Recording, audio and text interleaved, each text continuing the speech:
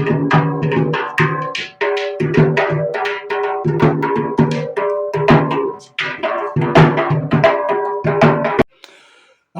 वालेकुम जी। मेरा नाम अकरम है। जे मैं चाहते तो चलो जाके ते अपनी बीवी का ते अपना टाइम पास पे करना। जदों दे रोजे चढ़े ने मैच मूच बंद हो गए, कोई रोजगार नहीं। जदों दे सरकार रोजे चढ़े ने काम बंद हो गया ते रोटियां भी तंग हो गए। असी दोवें जी रोजे रखने तो परेशान होए हैं। मेरा हुण काम इदों बाद शुरू होना। मैं तो मेरी बीवी और रोजे रखने भी परेशान होए हैं, बड़े तंग होए हैं।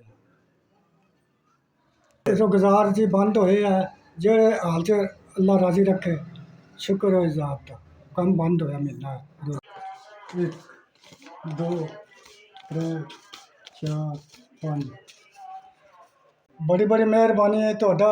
कल्ले 5,000 रुपया आ गया दवाई देआं दे तुहानू। बड़ी बड़ी मेहरबानी है।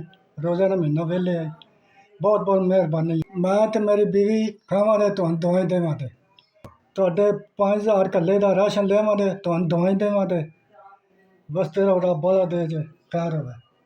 5,000 कल्ले दा बड़ा बड़ा शुक्रिया।